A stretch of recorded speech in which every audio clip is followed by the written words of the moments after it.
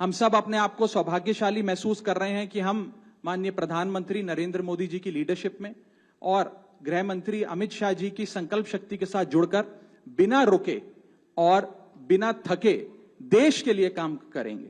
और जिन लोगों के मन में थोड़ी पीड़ा थी, दुख था कि मैं बतौर एक सांसद जो ऑर्डिनरी सिटीजन्स के ऑर्डिनरी इश्यूज को पार्लियामेंट में उठा रहा था, मैं शायद नहीं उठा पाऊंगा क्योंकि मेरी अपनी पार्टी ने मेरी आवाज बंद कर दी थी। मैं उन्हें भी कहना चाहता हूं कि आप चिंता मत करिए, मैं उसी कमिटमेंट, उसी जोश और उसी एनर्जी के साथ आपके तमाम मुद्दे उठाता रहूंगा। जय हिंद। मैं अपने साथी संदीप जी को बोलता हूं, आपसे संवाद करेंगे। आप सभी का बहुत बहुत धन्यवाद। मुझे नहीं पता कि मैं कैसे शुरू करूं और क्या कहूं।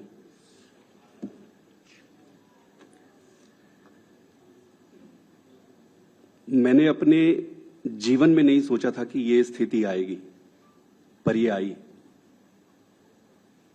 10 साल से इस पार्टी से मैं जुड़ा रहा और आज मैं आम आदमी पार्टी से अपने रास्ते अलग कर रहा हूं। मैं एक बहुत छोटे से गांव से आया हूं, किसान परिवार से। मेरी यात्रा शुरू हुई पढ़ाई करते करते करते। मैं कैम्ब्रिज गया, ऑक्सफोर्ड गया, MIT गया, फिर इंडिया आके देश में आकर IIT का प्रोफेसर बना। अब आप सोचो कि इतनी पढ़ाई करने के बाद, दुनिया में इतना कुछ अचीव करने के बाद एक व्यक्ति क्यों राजनीति में आना चाहेगा? सिर्फ एक ही मकसद था दिल की गहराई से कि देश के लिए मैं प्रत्यक्ष रूप से कुछ अच्छा कर सकूं। और इसी भावना से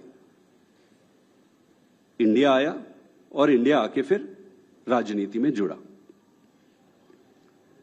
आप खुद ही सोचिए कि जिस व्यक्ति के पास पद, पैसा, प्रतिष्ठा सब कुछ था, उसका और क्या कारण और मकसद हो सकता है राजनीति में आने का?